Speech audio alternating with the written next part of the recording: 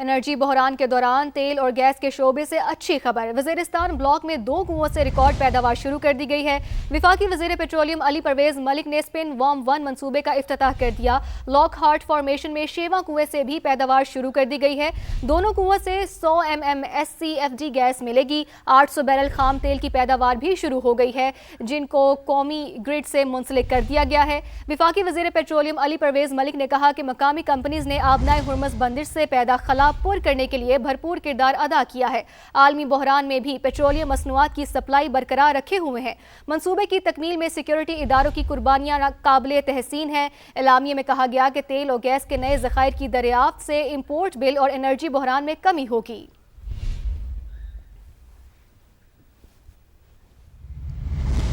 अब आपको बताएं कि चेयरमैन पीपल्स पार्टी बिलावल भुट्टो जरदारी की सरबराह JUI मौलाना फजलुर रहमान की रिहाइशगाह पर मुलाकात मुतवक्के है।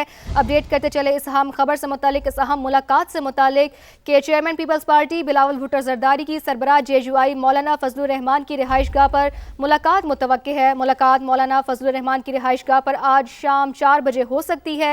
मुलाकात में मुल्क की सियासी सूरत हाल पर गुफ्तगू की जाएगी।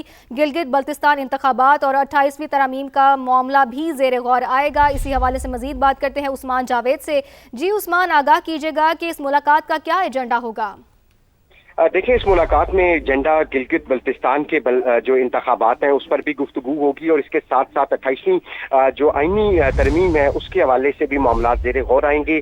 चेयरमैन पीपल्स पार्टी बिलावल भुट्टो जरदारी की आज सरबराह JUI मौलाना फजलुर रहमान से मुलाकात मुतवक्की है और मुलाकात उनकी रिहाइशगाह पर होगी। और जराये ये बता रहे हैं कि मुलाकात आज शाम 4 बजे मौलाना फजलुर रहमान के घर पर होगी। मुलाकात में मुल्क की मजमूई सियासी सूरत हाल पर गुफ्तगू होगी, जबकि 28वीं तरमीम का मामला भी इस मुलाकात में गौर आएगा। और इसके साथ साथ गिलगित बल्तिस्तान के इंतखाबात का मामला भी आज के इंतखाबात में, आज की मुलाकात में ज़ेर गौर आएगा। मुलाकात में बिलावल आपको बराह रास्त ले चलते हैं। बरतानवी वज़ीर आज़म तकरीब से खिताब कर रहे हैं। Where we will assess all viable diplomatic and political measures that we can take to restore freedom of navigation, guarantee the safety of trapped ships and seafarers, and resume the movement of vital commodities.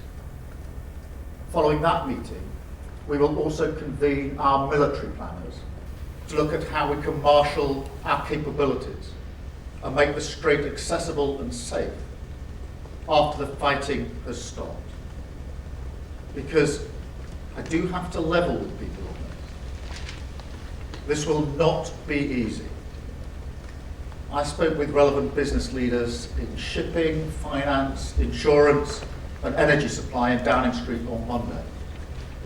And they were clear with me the primary challenge they face is not one of insurance, but one of safety and security of passage. So the fact is, we need all of this together. A united front of military strength and diplomatic activity, partnership with industry, so they too can mobilise once the fighting has stopped. And above all, clear and calm leadership. That is what this country is ready to provide. Because my guide from the start of this conflict has always been the British national interest. And freedom of navigation in the Middle East is in the British national interest. Let me turn now to the impact at home, because I know that this is causing huge concern. People turn on their television, they look at their screens, they say explosions, infrastructure blown up, aggressive rhetoric. They worry that the UK will be dragged into this. We won't. But I also know that people have a deep sense that this will affect their family and their household. They can see it at the petrol pumps, and they worry about their energy bills. It is the job of government to meet these moments, not just with immediate action, but also with clarity about our direction. That's what I remember about the 1970s, when my family could not pay every bill. We struggled through the energy shocks and the price rises of that decade. But we always believed in the end that Britain would secure a better future for us. And I think that's what's been lacking in the crises of recent years. And I'm not prepared to ask the British people once again to go through a crisis, come out of it, and say, business as usual, back to the status quo.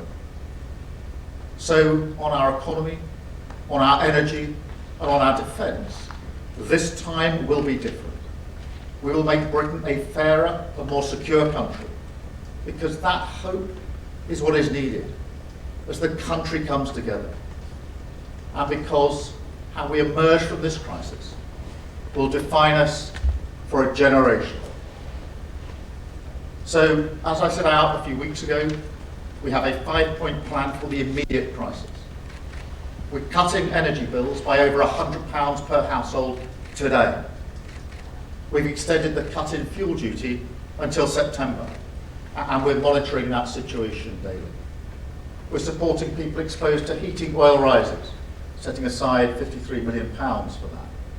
We're taking back control of our energy security by investing in clean British energy, because that is the only way we get your bills off the roller coaster that is controlled by Putin and the Iranian regime. And frankly, I'm sick and tired of your energy bills fluctuating up and down because we're on the international market, when if we took control of our energy and had homegrown renewables, we could stabilise your bills. And finally, as I say, we'll continue to push for de-escalation in the Middle East.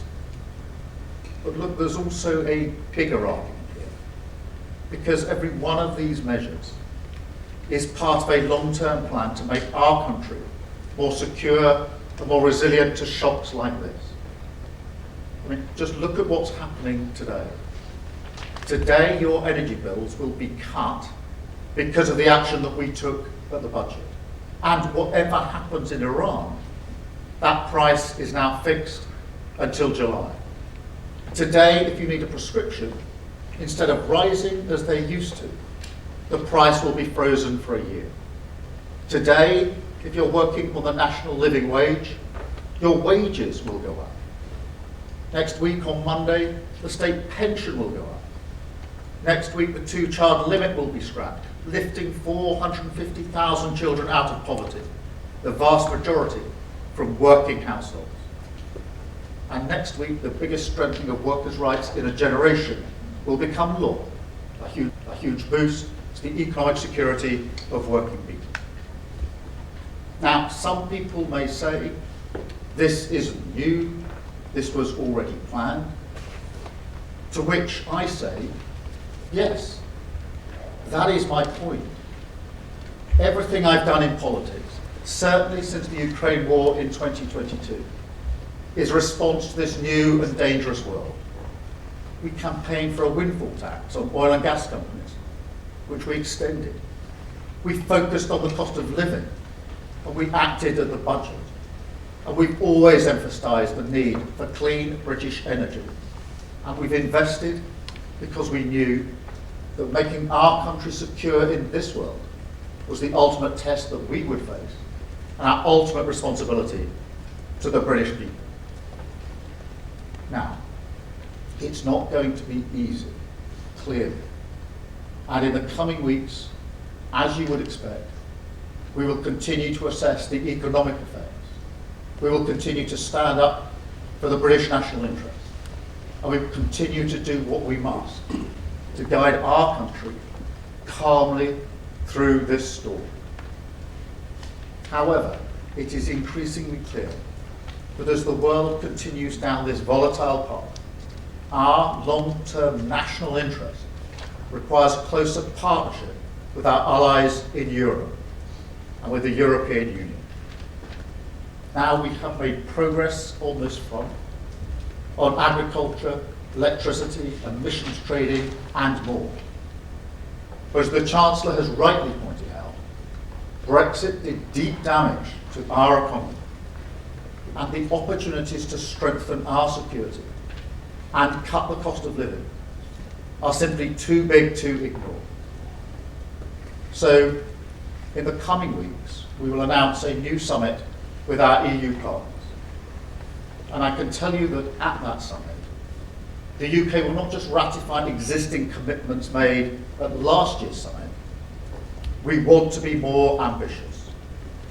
Closer economic cooperation, closer security cooperation, a partnership that recognises our shared values, our shared interest, and our shared future. A partnership for the dangerous world that we must navigate together. A world where this government will be guided at all times by the interests of the British people. Thank you. I will now take questions, and I have the BBC first, Henry. Thank you, Prime Minister. As it stands, fuel duty is set to go up in September. You've said that's under review. I think today you said you were monitoring it. It is very hard to find anyone here in Westminster who seriously believes that you are going to press ahead with that. So if today was about reassurance, why don't you just give motorists that little bit of reassurance now and tell them it's not going to go up? Well, fuel duty is set until September, as you rightly say, in terms of the cut. That will remain the position. The other measures that we're taking today, obviously energy bills are going down today, on average by £100 a household, and that will remain down until the end of June, whatever happens in the conflict. And I know people are concerned to know that that remains the case, whatever happens in the conflict. So let me be clear about that. And those that are heating their homes with oil are obviously getting support. We are keeping this under review. Obviously, a lot will depend on how long the conflict goes on, how quickly the Strait of Hormuz can be opened. And that's why I've made the statement I have today about the next step that we're taking, particularly on the Strait of Hormuz, which will be crucial in terms of what actually happens to energy prices and how long there's a spike in those prices. So that's the action that we're taking today. I've got ITV, Harry. Thank you, Prime Minister. Harry Horton from ITV News. President Trump has said this morning that he's considering pulling the US out of NATO. You've just talked about looking at a new long-term partnership with the EU, including on security. Is this an acknowledgement that Britain's long-term security relationship with the United States is about to change? Well, let me say a number of things in response to that. Firstly, NATO is the single most effective military alliance the world has ever seen, and it has kept us safe for many decades, and we are fully committed to NATO. Secondly, that whatever the pressure on me and others, whatever the noise, I'm going to act in the British national interest in all the decisions that I make. And that's why I've been absolutely clear that this is not our war, and we're not going to get dragged into it. But I'm equally clear that when it comes to बरतानवी वज़ीर आज़म care Starmer की Iran जंग से मुतालिक press conference, हम बरतानिया को इस जंग में घसीटने नहीं देंगे। अभी आपको बताएं, अमेरिका को नेटो से अलग करने पर गौर कर रहा हूं। अमेरिकी सदर की जानिब से ऐसा कहा गया है। हमारे इत्तेहादी कागजी शेर हैं। अमेरिकी सदर का टेलीग्राफ को इंटरव्यू। यूरोप अब हमारा अमेरिका का काबिल एतमाद दिफाई शराकतदार नहीं रहा। सदर ट्रंप की जानिब से ऐसा कहा गया है। अहम खबर से मुतालिक आपको अपडेट करें। अमेरिका का नेटो से अलग करने पर गौर कर रहा हूं। अमेरिकी सदर ने ऐसा कहा है। हमारे इत्तेहादी कागजी शेर हैं। अमेरिकी सदर का टेलीग्राफ को इंटरव्यू। यूरोप अब अमेरिका का काबिल एतबार दिफाई शराकतदार नहीं रहा। अमेरिकी सदर की जानिब से कहा गया है कि अमेरिका को नेटो से अलग करने पर गौर कर रहा हूं। हमारे इत्तेहादी कागजी शेर हैं। अमेरिकी सदर का टेलीग्राफ को इंटरव्यू।